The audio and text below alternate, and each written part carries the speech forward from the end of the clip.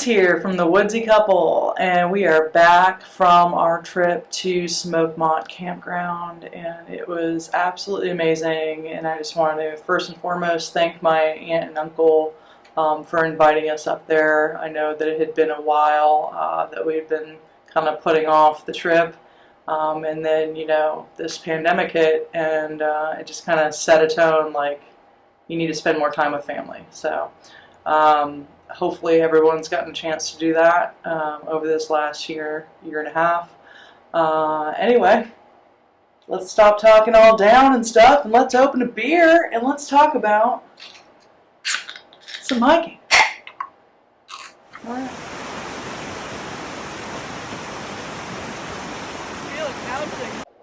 So perhaps the best part of the trip was that there was no rain. The weather was great. Highs were in the low 80s.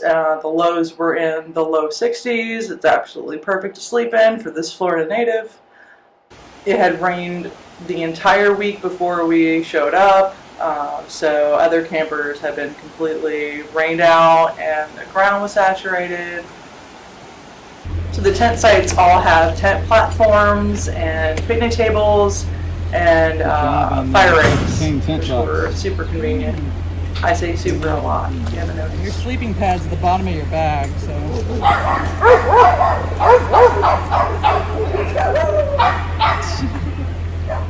Whole neighborhood.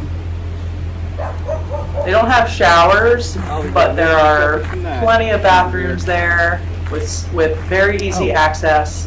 Had no problem getting up in the middle of the night and going. There's plenty of light. But it was ambient enough to where you weren't so bothered by it as a close or nearby camper. So excuse my rudimentary printout and map here. I'll provide a better copy of it. So we stayed here at D14. Up here is the Bradley River Trail. Down here is where SMOKEMONT Loop begins, and it's also where the 0.9 mile nature trail begins, and that's what we started. Started small the first day that we arrived. We didn't want to go too crazy, however we kind of did. We finished the nature hike, and then we were like, let's do SMOKEMONT Loop.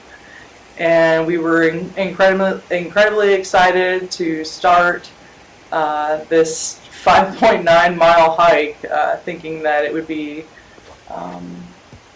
easy. I knew that the trail was moderate. I had no idea that it would be as difficult for someone who doesn't hike in elevation that often would be.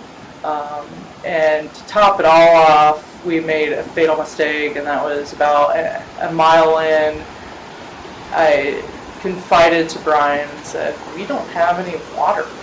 I didn't bring my Katahdin Be-Free water filter that time, so we really had no options, and plus I didn't bring my Nalgene bottle that usually has water in it.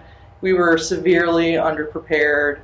My day pack merely had a map. I did have my Garmin on me so we wouldn't get lost with the breadcrumbs and all that, but still, it was a bad mistake to make. So about a mile up, we decided let's turn back around, and we finished about 3 miles that day, I would say. All in out, it was a good day. We were glad to get back to the campsite alive. So we're here at SMOKEMONT right now, and today we did the SMOKEMONT Loop section of it. We went up about a mile in the elevation, about 800 feet, and then we went back down. And then tomorrow, what we're trying to do is get down here to the Bradley Fork Trail and take that up. Let's see what that elevation isn't on this map, but it's a mile, 0.9, then another half, and then another mile until we get to this Chastain Creek Cascade, and that's one of the waterfalls that I want to check out. And if we're feeling really good, I thought there was another fall close by. Let's try.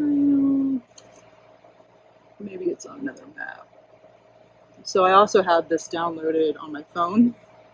I took screenshots actually. I didn't download them, but it's nice and helpful to be able to see the elevation on the topographic map. Otherwise, this is where we are. You're glad to get back to the campsite alive, especially after, this week's recent news with the heat wave going on over on the West Coast. People hiking the PCT trail and, falling to heat exhaustion. And I personally know the dangers of that after hiking this next day when we decided to finish the SMOKEMONT Loop, and we started at Bradley River Trail. We went up to see some of the Cascades, and then we walked back down to finish the SMOKEMONT Loop. And thank goodness we had plenty of water. Thank goodness that we had food on us, because it was treacherous. There were plenty of moments where I was like, we need to turn around, or not even turn around, but like, am I going to even make it? I was even making, jokes, which just are funny on the trail, but probably not funny in hindsight. Just there were moments when the only thing that got me up the next switchback was just thinking how lucky I was to be able to do this. My mother was an upholsterer, and her main product was wheelchairs, specifically for people who were handicapped, and seated in odd positions. She would make it more comfortable for them to be in that position long term throughout the day. So I kind of grew up in that environment and always appreciated my ability to use my two legs and get out there in nature. If you like keeping it woodsy, be sure to smash that like and subscribe. So we started here at Bradley Fork Trail, walked almost a mile, saw Site 50 over here. You needed to pass through by a little creek to get into it. And then, excuse me. We kept going straight, and then somewhere around here is where we saw like a horse bridle area where you can tie up your horses. So I think right now in front of us is this Chastain Creek Cascade. Rather than continuing on all the way up here and doing, 20 miles a day, we're probably going to walk back down here, cut over, and then walk down and finish the SMOKEMONT Loop trail that we started yesterday. Let's see if we can get some video of these cascades here.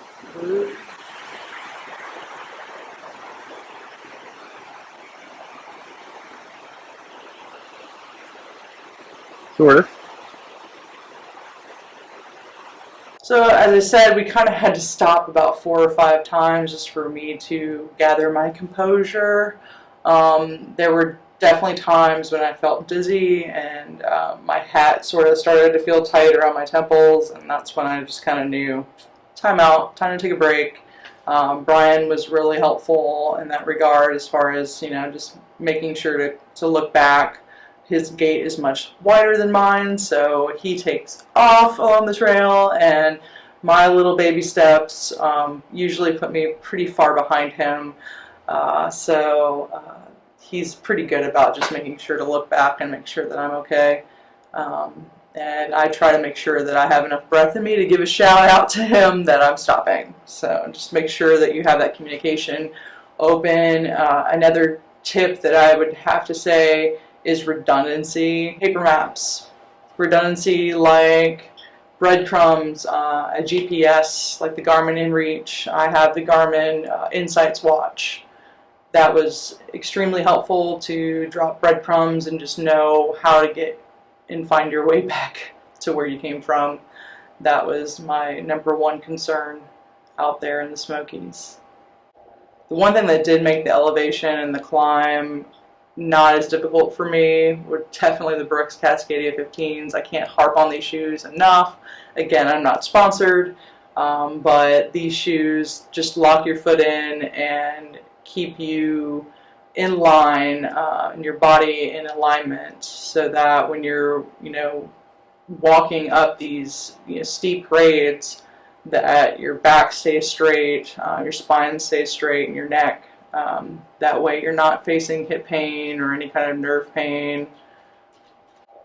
By the time we got back to the campsite after doing 8 miles, my feet were completely fine. They were just a little bit dirty. I didn't wear gaiters, but I did wear 2 socks just to keep any sweat from turning into blisters or rubbing, but really I didn't face any of that, honestly. It was a very comfortable walk for me. The only areas where I was really sore were in my glutes, and I think that was just from walking that steep grade. Yeah, I think we did like 2.2 miles or something, just at a really steep grade ultimately. So yeah, my tops of my feet got tired just from holding that position, and then my glutes from also just holding in that position for a very long period of time. By the time we got to the summit though, and I'm not even sure if this is allowed, but it was cute, so I will admit it into this video. This little Westie appears, and thank goodness this was a good story and their hiker was right behind them, and this wasn't like some rescue story. So it was just some cute dog at the summit story that I get to share with you. This dog was super cute, and I'm so glad to see something like that at the top of the trail. It was kind of nice to get a little bit of a break. I don't know what mountain this is, but we made it to the top of it. And at the top of the summit, you actually were able to get cell phone service. So Brian was able to check in with work. I was able to post to some Facebook groups and just take some good video for you guys. The Katahdin Be Free was amazing. With the mountain water, there isn't much silt there, so you know, it was easy to squeeze through and filter that water, and the water just tasted like berries almost. It was sweet, and you could see little red berries on the trees while you were walking through the trail, so I think it possibly is from some of the berries falling in. But yeah, it was really nice. The water was super crisp and cool. As a Floridian, we usually only get that in the springs. The beach kind of warms up in the summertime, so it's really nice to have that cool water on your skin and dip your feet in and just give them a rest for the day after they've been barking. I give the SMOKEMONT campground 5 stars. It was accommodating. There was ice and water and firewood available for purchase. You could do horse rides if you wanted to. There were some stables close by and some horse trails. So if you didn't want to do the walk, the hike yourself, you can always just hitch a ride on a horse. Follow me on Instagram @LitsMitch.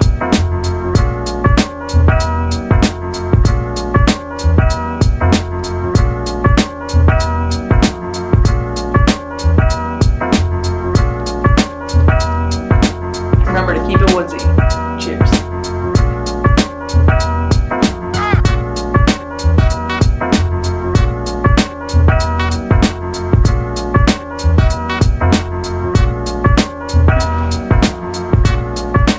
Not sponsored.